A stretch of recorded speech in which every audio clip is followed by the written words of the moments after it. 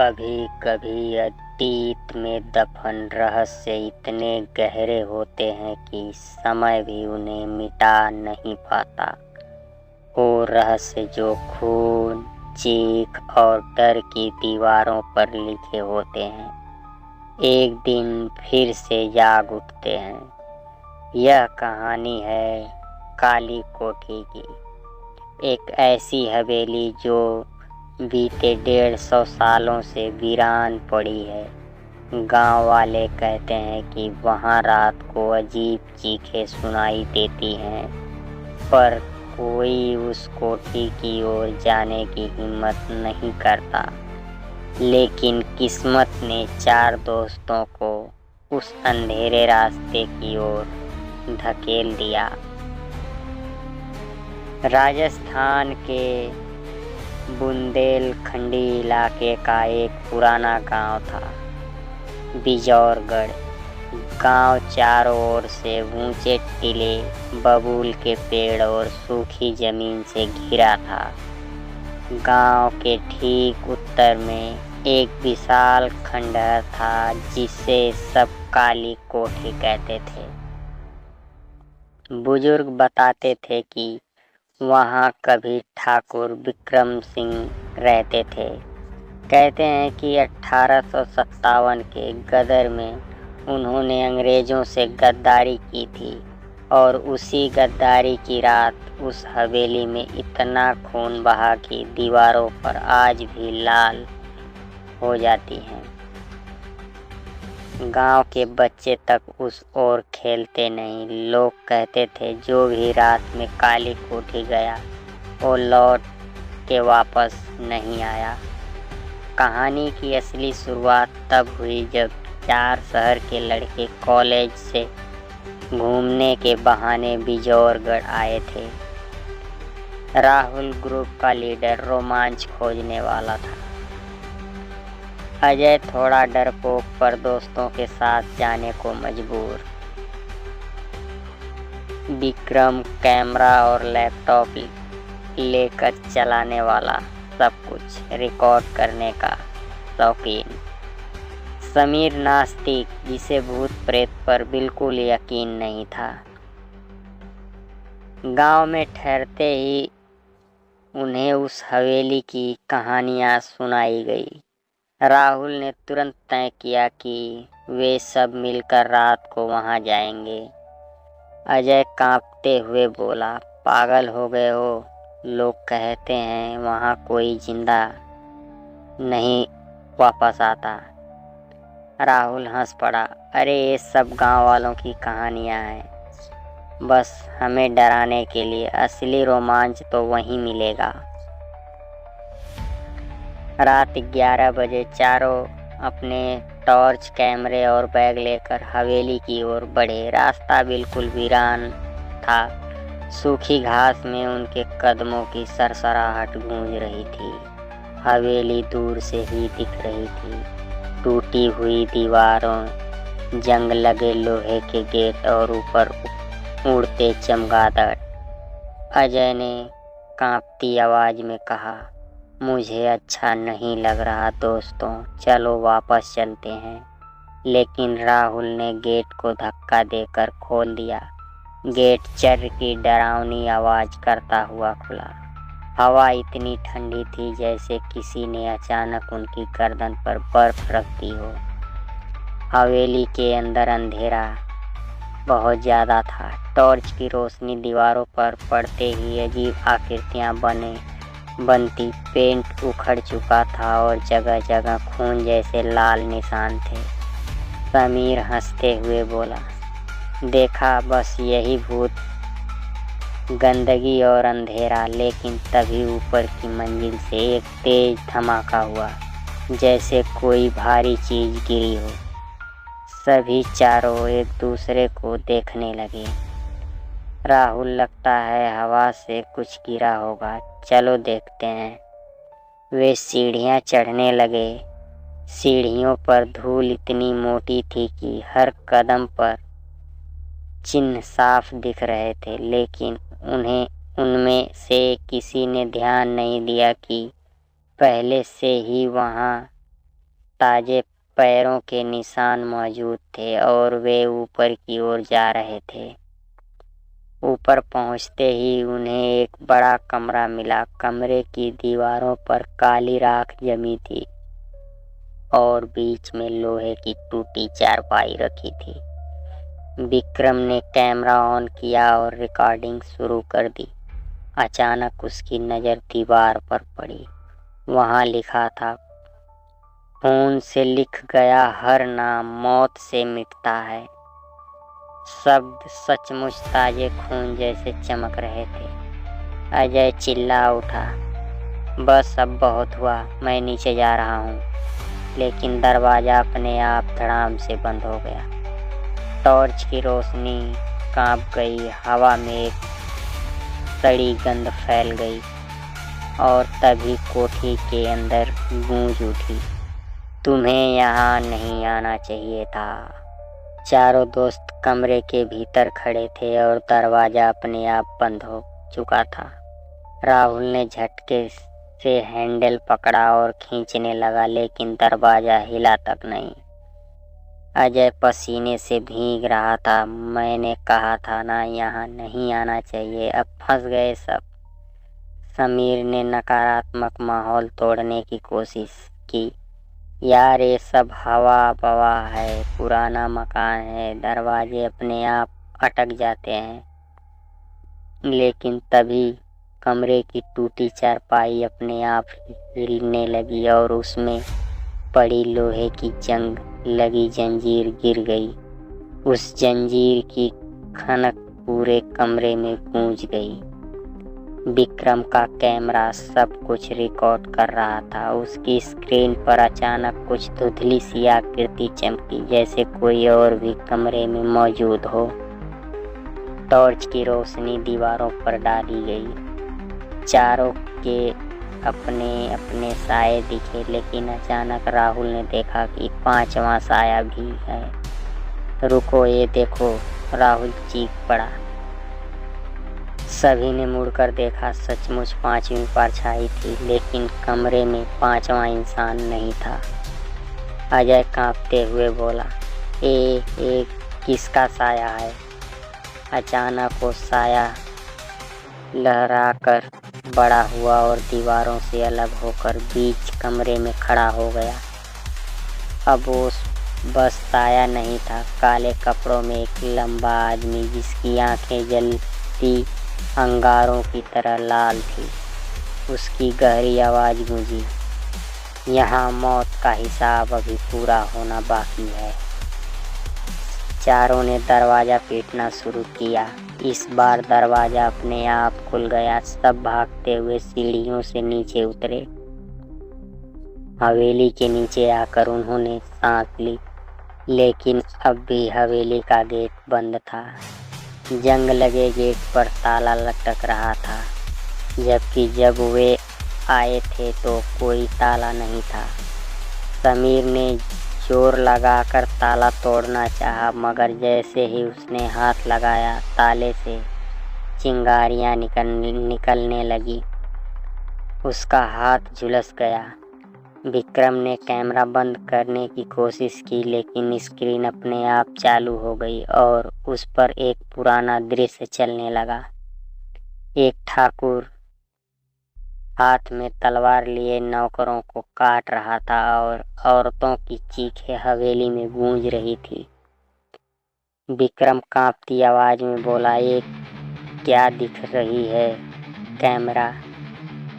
तभी गेट के पास मिट्टी से एक बूढ़ा आदमी निकलता दिखा। उसकी दाढ़ी सड़ी हुई थी और आंखें खोखली। उसने धीरे धीरे कहा, ये हवेली तुम्हें जिंदा नहीं छोड़ेगी। ठाकुर विक्रम सिंह का खून अभी भी प्यासा है। जिसने भी उसके राज को जानने की कोशिश की, वो यहाँ कैद हो गया है। अजय रोते हुए चीख पड़ा, हमसे गलती हो गई, हमें जाने दो। बूढ़ा हंसने लगा। उसकी हंसी इतनी डरावनी थी कि दीवारें तक कांप उठी। अचानक जमीन हिली और हवेली का फर्श टूट गया। चारों दोस्त सीधे नीचे अंधेरे तहखाने में जा गिरे। तहखाने में दर्जनों टूटी हड्डियां, खून से सनी तलवारें और लोहे के पिंजरे पड़े थे। हर पिंजरे में कंकाल था। राहुल ने हड़बड़ाकर कहा, ये सब क्या है? तभी एक पिंजरे का कंकाल हिला और उसके जबड़े से आवाज निकली, हम सब भी तुम्हारी तरह आए थे, फिर यहाँ से कभी वापस नहीं जा पाए। चारों की रूह कांप उठी। तहखाने की अंधेरी सुरंग से एक लाल साड़ी पहनी औरत बाहर आई। उसके चेहरे पर नकाब था, लेकिन आंखें खाली गड्ढों जैसी थी। उसने धीमी आवाज में कहा, भागो, अगर बच सकते हो तो ठाकुर आज भी अपने शिकार की तलाश में है। औरत की बात पूरी होते ही उसके चेहरे का नकाब गिरा। अंदर चेहरा नहीं था, बस खून से टपकता गड्ढा। वो चीखते हुए गायब हो गई। चारों दोस्त दहशत में एक सुरंग की ओर भागे। सुरंग सीधे हवेली के पिछले हिस्से में खुलती थी, लेकिन जैसे ही वे बाहर आए पूरी हवेली हिलने लगी। ऐसा लग रहा था मानो दीवारें सांस ले रही हो। खिड़कियों से धुआं निकल रहा था। उस धुएं में आकृतियां बनी, जलते हुए सैनिक, औरतें, बच्चे सब चीख रहे थे। समीर ने जोर से चिल्लाकर कहा, ये सब भ्रम है, ये असली नहीं है। लेकिन तभी एक जलता हुआ सैनिक उसकी ओर दौड़ा और उसके हाथ को पकड़ लिया। समीर की हथेली सचमुच जल गई। अब दोस्तों को समझ आ गया कि हवेली से निकलना आसान नहीं है। हर ओर साए, आवाजें और खून के निशान थे। राहुल ने हिम्मत बनाई, अगर हमें बचना है तो हवेली के उस रहस्य को समझना होगा। ठाकुर आखिर चाहता क्या है? विक्रम ने कैमरा फिर ऑन किया। स्क्रीन पर लिखा था, खून का कर्ज सिर्फ खून से चुकता होगा। चारों दोस्त हवेली के बीचों बीच खड़े थे। हवा भारी हो चुकी थी, जैसे किसी ने उनकी सांसों पर बोझ डाल दिया हो। विक्रम ने कांपते हुए कैमरा उठाया। स्क्रीन पर अब साफ शब्द चमक रहे थे, जिस खून को ठाकुर ने बहाया था उसी खून से उसका पाप धुलेगा। अजय ने डर से कहा, इसका मतलब हम सबको उसका हिसाब पूरा करना होगा। हम तो निर्दोष हैं। अचानक दीवार पर खून बहने लगा। लाल धाराएं फर्श पर फैल गई और उनमें से आवाज आई, तुम्हारे भीतर भी लालच और गुनाह का बीज है। अब मौत ही तुम्हारी मुक्ति है।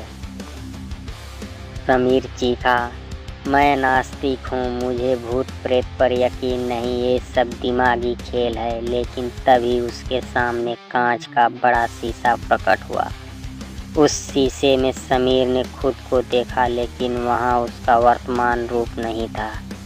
उसके हाथ खून से सने थे और वो हंसते हुए किसी की गर्दन काट रहा था। नहीं, ये झूठ है, समीर चिल्लाया और शीशा तोड़ दिया। लेकिन उसके हाथों पर सचमुच खून लग चुका था। बाकी तीनों दोस्त उसे देखने लगे। तभी हवेली का माहौल बदल गया। चारों दोस्त अचानक 1857 के दौर में पहुंच गए। हर ओर सैनिकों की चीखें, औरतों की पुकार और तलवारों की झनकार थी। उन्होंने देखा कि ठाकुर विक्रम सिंह अपनी हवेली के आंगन में खड़ा है। वो अंग्रेजों को खुश करने के लिए अपने ही गांव वालों को मार रहा था। औरतें चीख चीख कर रहम मांग रही थी, लेकिन उसने किसी को नहीं छोड़ा। राहुल बुदबुदाया, तो यही है हवेली का राज, इसलिए यहाँ आज भी चीखें गूंजती हैं। अचानक वे सब फिर से वर्तमान में लौट आए, लेकिन अब हवेली का हर कमरा उनकी आंखों के सामने जिंदा था। कमरों से औरतों की रूह निकल रही थी, बच्चे चीख रहे थे। अजय जमीन पर बैठ गया। हम यहाँ से जिंदा नहीं जा पाएंगे, हमें भी इसी हवेली में कैद होना है। राहुल ने उसके कंधे पर हाथ रखा। नहीं, कोई तो रास्ता होगा, हर श्राप का अंत होता है। विक्रम की नजर एक लकड़ी की अलमारी पर पड़ी। उसने दरवाजा खोला तो अंदर एक पुरानी किताब रखी थी। किताब पर लिखा था रक्त संधि। उन्होंने पन्ने खोले। किताब में लिखा था, जिसे भी इस हवेली से मुक्ति चाहिए उसे ठाकुर की आत्मा का सामना करना होगा, उसकी तलवार से लड़ना होगा। अगर तलवार तुम्हें मार दे तुम हवेली के कैदी बन जाओगे, अगर तुम उसे मार दो हवेली जलकर राख हो जाएगी। सभी ने एक दूसरे को देखा। समीर कांपते हुए बोला, उससे लड़ना, वो इंसान नहीं दानव है। हवेली के आंगन में अचानक मसाले जल उठी। बीच में सोने का सिंहासन दिखाई दिया और उस पर ठाकुर विक्रम सिंह बैठा था। उसके हाथ में वही पुरानी तलवार थी जिस पर अब भी खून जमी थी। उसने गरजती आवाज में कहा, कौन है जो मुझसे टक्कर लेने की हिम्मत करेगा? राहुल ने आगे बढ़कर कहा, तेरे पापों का अंत आज होगा, चाहे जो भी हो जाए। ठाकुर हंसा, तो आओ मौत से खेलो। ठाकुर ने जमीन पर तलवार मारी। उसी वक्त हवेली के तहखाने से एक और तलवार निकलकर राहुल के पैरों के पास आ गिरी। जैसे ही हवेली खुद चाहती हो कि ये लड़ाई पूरी हो। राहुल ने तलवार उठाई। लड़ाई शुरू हो गई। ठाकुर की हर वार से चिंगारियां निकल रही थी। राहुल बार बार गिरता लेकिन उठकर खड़ा होता। बाकी तीनों दोस्त चीखते हुए उसे हौसला दे रहे थे। अचानक ठाकुर ने जोरदार वार किया और राहुल का हाथ कटते कटते बचा। तभी विक्रम ने कैमरा उसकी ओर किया। कैमरा अपने आप चमका और स्क्रीन पर लिखा आया, आखिरी बार दिल पर करो। राहुल ने पूरी ताकत जुटाई और ठाकुर की छाती पर तलवार भोंक दी। ठाकुर की चीख इतनी भयानक थी कि पूरी हवेली कांप उठी। उसका शरीर आग में बदल गया और राख में बिखर गया। मसाले बुझ गई। सारे साए, सारी चीखें अचानक खामोश हो गई। लेकिन हवेली की दीवारें हिल रही थी। ऐसा लग रहा था मानो पूरी हवेली ध्वस्त होने वाली है।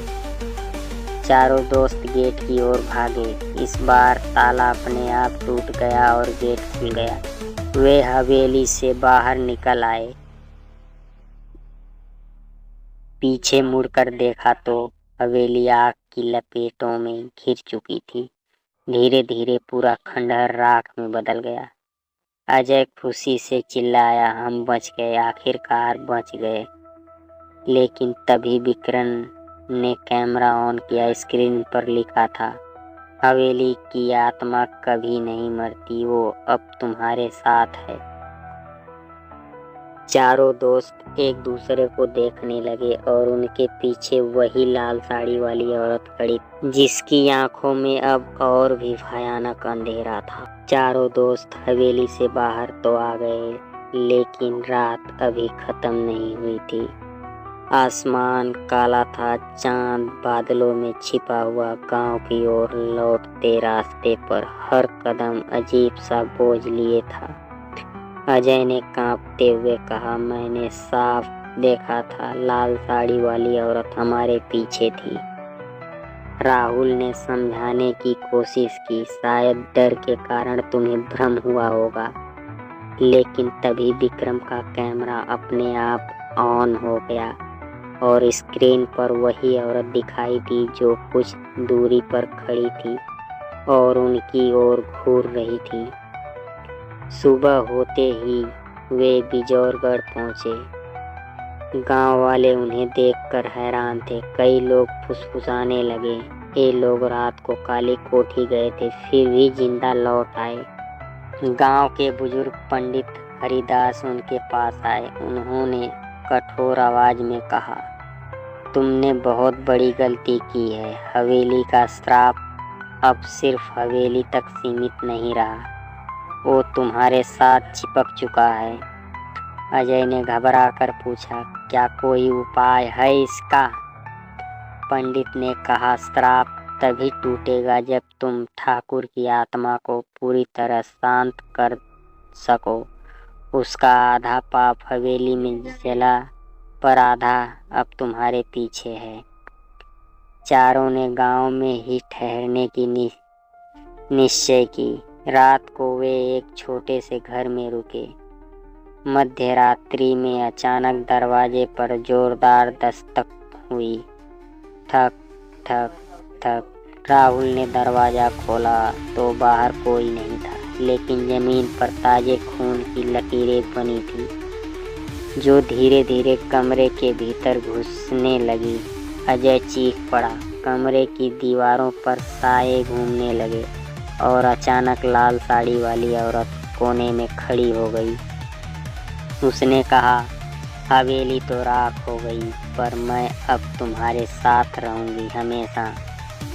अचानक समीर जमीन पर गिर पड़ा। उसकी गर्दन पर नीले निशान उभर आए, जैसे किसी ने गला दबाया हो। विक्रम और राहुल ने उसे उठाने की कोशिश की, लेकिन समीर की आंखें पलट गई। उसने कराते हुए कहा, ओ मेरे अंदर आ गई है, और अगले ही पल उसका शरीर अकड़कर ठंडा हो गया। चारों में से पहला दोस्त अब मर चुका था। अजय रोते हुए चीखा, ये सब हमारी गलती है। हवेली का श्राप अब हमें एक एक करके निगल जाएगा। राहुल ने दांत भींचकर कहा, नहीं, अब भागना बेकार है, हमें इसका सामना करना होगा। पंडित हरिदास को बुलाया गया। उन्होंने कहा, लाल साड़ी वाली आत्मा ठाकुर के पापों की सबसे बड़ी गवाह थी। वो उसके अत्याचारों में मारी गई थी। जब तक उसकी आत्मा को शांति नहीं मिलेगी, श्राप खत्म नहीं होगा। अजय ने कांपते हुए पूछा, शांति कैसे मिलेगी? पंडित बोले, तुम्हें उसी स्थान पर लौटना होगा जहां उसे मारा गया था, और वहां सत्य का दीप जलाना होगा। लेकिन सावधान, वो तुम्हें जाने नहीं देगी।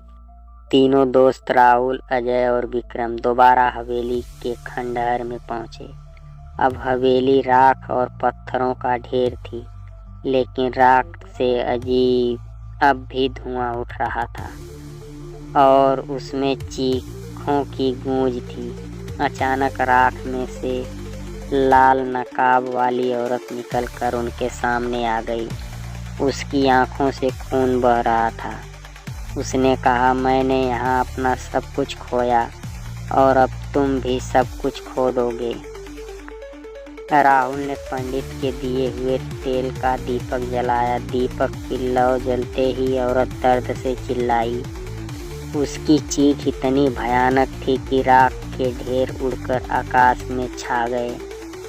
विक्रम कैमरा लेकर सब रिकॉर्ड कर रहा था, लेकिन कैमरा अचानक उसके हाथ से छूटकर राख में गिर गया, और राख से हजारों हाथ निकलकर उसे पकड़ने लगे। विक्रम ने मदद के लिए चिल्लाया, राहुल, अजय, मुझे बचाओ। दोनों ने मिलकर उसे खींचा, लेकिन राख ने उसे पूरी तरह अंदर खींच लिया। कुछ ही सेकंड में विक्रम गायब हो गया। अब सिर्फ राहुल और अजय बचे थे। और भी भयानक रूप ले चुकी थी। उसके बाल सांपों की तरफ पुकार रहे थे, और उसका शरीर आधा जला हुआ था। उसने राहुल की ओर देखते हुए कहा, तेरे हाथ से ही मेरा खून बहा था। राहुल चौंक गया। क्या मैंने तो कुछ नहीं किया। अजय कांपते हुए बोला, शायद वो हमें ठाकुर का हिस्सा समझ रही है। दीपक की लौ कांप रही थी। अगर वो बुझ जाता तो सब खत्म हो जाता। राहुल ने पूरी हिम्मत जुटाई और औरत से कहा, तेरे साथ जो अन्याय हुआ उसका दोषी ठाकुर था, हम नहीं। अगर तुझे मुक्ति चाहिए तो इस दीपक में समा जा, वरना श्राप कभी खत्म नहीं होगा। औरत कुछ पल के लिए ठिठकी, लेकिन अगले ही क्षण उसने भयानक चीख मारी और दीपक की ओर बढ़ी। लौ कांपने लगी। हवा अचानक तेज हो गई और राख के गुब्बार हर ओर उड़ने लगे।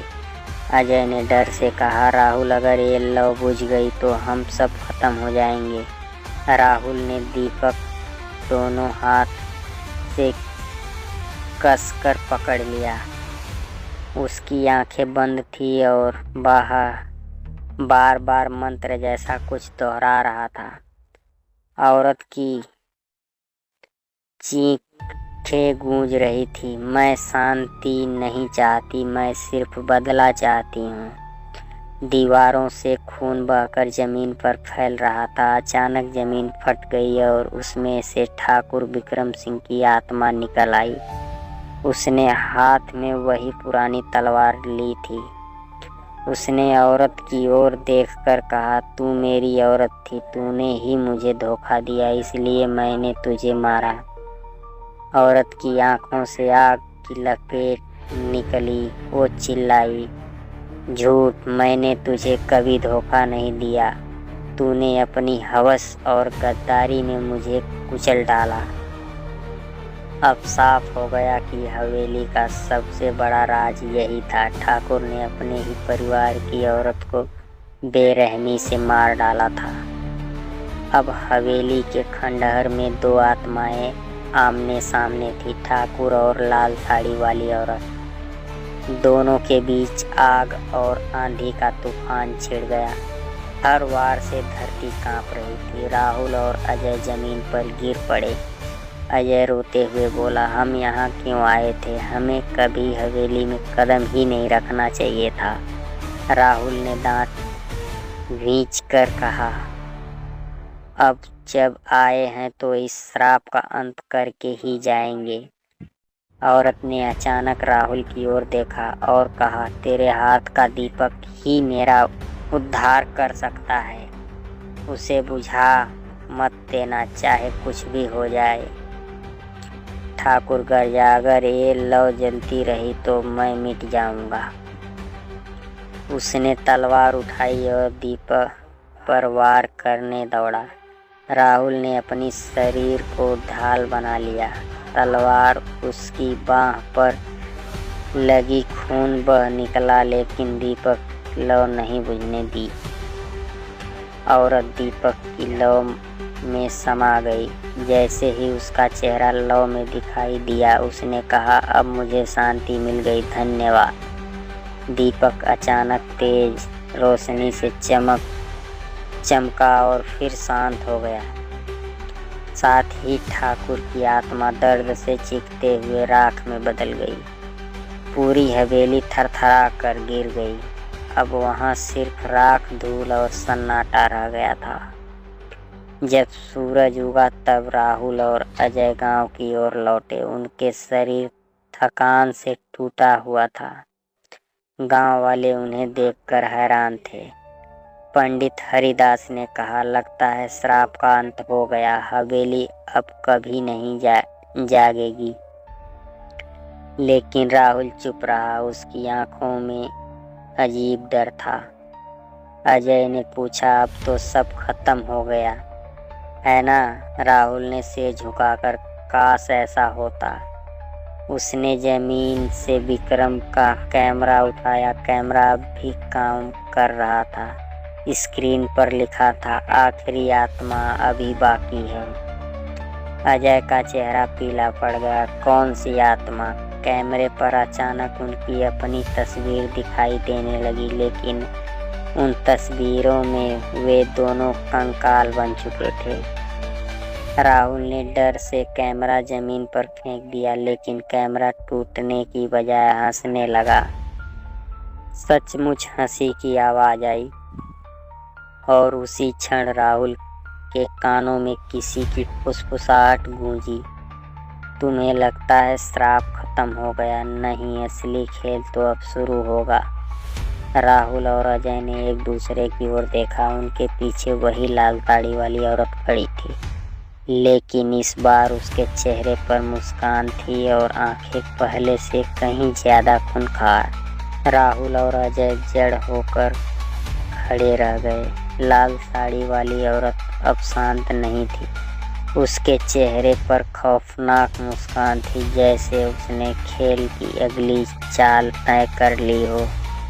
राहुल कांपते हुए बोला, तुम्हें तो मुक्ति मिल गई थी, फिर तुम वापस क्यों आई? औरत ने धीरे से कहा, मुक्ति? मैंने ऐसा कब कहा? मैंने तो सिर्फ ठाकुर से बदला लिया था, लेकिन जो आत्मा बदला ले ले उसे शांति कहाँ मिलती है? उसकी आंखें लाल हो गई। अब मेरी आत्मा नई शिकार तलाशेगी और वो शिकार तुम दोनों हो। अजय चीखते हुए भागने लगा। राहुल उसके पीछे दौड़ा। हवेली की टूटी दीवारें और ढहे हुए पत्थर उनके पैरों के नीचे बिखरे थे, लेकिन जैसे जैसे वे भागते, लाल साड़ी वाली औरत सामने आ जाती। कभी वह पेड़ के पीछे से झांकती, कभी हवा में उड़ती, कभी जमीन से निकलती। राहुल चिल्लाया, ये हमें भागने ही नहीं देगी। भागते भागते दोनों एक सूखे कुएं के पास पहुंचे। कुआं काई से ढका था और उसमें से ठंडी हवा निकल रही थी। राहुल को याद आया कि गांव वाले कहते थे इस कुएं में ठाकुर ने कई लाशें फेंकी थी। अजय हाँफते हुए बोला, अगर ये सच है तो शायद यही उसकी असली ताकत का अड्डा है। राहुल ने कांपते हाथों से दीपक उठाया और कुएं में झोंका। अंदर से सैकड़ों हाथ बाहर की ओर बढ़ते दिखाई दिए, काले सड़े हुए हाथ जो इंसानी नहीं थे। अचानक उन हाथों ने कुएं से निकलकर दोनों को पकड़ लिया। राहुल और अजय जमीन पर गिर गए। हवा में चीखों का शोर भर गया। औरत कुएं के किनारे खड़ी हंस रही थी। देखो, ये हैं मेरे साथी। तुम सोचते हो मैंने अकेले श्राप दिया था? नहीं, पूरी हवेली की आत्माएं मेरे साथ हैं। राहुल संघर्ष करते हुए बोला, अगर तू जीत गई तो कोई आत्मा कभी शांति नहीं पाएगी। औरत चीख पड़ी, तुझे शांति नहीं चाहिए, मुझे शांति नहीं चाहिए, मुझे शक्ति चाहिए। राहुल को अचानक पंडित हरिदास की बात याद आई, अगर आत्माओं का झुंड तुम्हें घेर ले तो दीपक में एक अपनी आत्मा का हिस्सा समर्पित कर देना। उसने कांपते हुए दीपक को अपने सीने से लगा लिया और आंखें बंद कर ली। वो बुदबुदाने लगा, ओम कालरात्यो नमः। दीपक की लौ तेज हो गई, इतनी तेज कि उसकी रोशनी ने पूरी रात को दिन बना दिया। औरत ने अपनी आंखें ढक ली। वह दर्द से चीखने लगी। दीपक की लौ राहुल की जान खींचने लगी। उसका चेहरा पीला पड़ गया, सांसें भारी हो गई। अजय रोते हुए चिल्लाया, राहुल रुक जा, तू मर जाएगा। लेकिन राहुल ने कहा, अगर मैं रुक गया तो ये हवेली फिर जिंदा हो जाएगी। अजय भाग मत, अंत तक मेरे साथ रहना। अजय ने उसकी बाँह पकड़ ली। दोनों ने मिलकर दीपक को कुएं में डाल दिया। जैसे ही दीपक कुएं में गिरा, जमीन फटी। आत्माओं की चीखें आसमान तक गूंज उठी। कुएं से आग का विशाल गोला निकला। उस आग ने औरत औरत और उसके साथी आत्माओं को घेर लिया। वे चीखते चीखते राख बन गई। सारी हवेली का श्राप उसी आग में जलकर खत्म हो गया। दीवारें ढह गई, पेड़ गिर गए, जमीन समतल हो गई, सिर्फ राख और धूल बची। राहुल जमीन पर गिर पड़ा, उसकी सांसें रुक गई। अजय उसकी गोद में सिर रख कर रोने लगा। सुबह होने पर गांव वाले वहां पहुंचे। उन्होंने देखा अजय जिंदा है, लेकिन राहुल की लाश ठंडी पड़ी है। पंडित हरिदास ने आंसू पोंछते हुए कहा, राहुल ने अपना बलिदान देकर इस गांव को श्राप से बचा लिया। गांव वाले उसकी चिता सजाने लगे, लेकिन तभी राख के बीच से वही कैमरा मिला। उसकी स्क्रीन पर लिखा था, श्राप कभी खत्म नहीं होता, ये सिर्फ नया जन्म लेता है। अजय ने कैमरा हाथ में लिया और उसी पल उसकी आंखें लाल हो गई। गांव वाले चौंक गए। अजय धीरे धीरे मुस्कुराने लगा। उसकी मुस्कान वैसी ही थी जैसी लाल साड़ी वाली औरत की थी। उसने कैमरा आसमान की ओर उठाया और कहा, अब मेरी बारी है, मैं ही अगला श्राप हूँ। गांव पर अचानक काली आंधी छा गई। पेड़ टूटने लगे, लोग भागने लगे और अजय की आंखों से लाल धुआं निकलने लगा। कहानी यहीं खत्म नहीं हुई। हवेली राख बन गई। राहुल ने बलिदान दे दिया, लेकिन श्राप ने नया रूप ले लिया। अब हवेली की आत्माएं अजय के भीतर कैद थी और ये कहानी सिर्फ हवेली तक सीमित नहीं रही। अब ये श्राप गांव-गांव, शहर-शहर फैलने वाला था। अंधेरा लौट आया।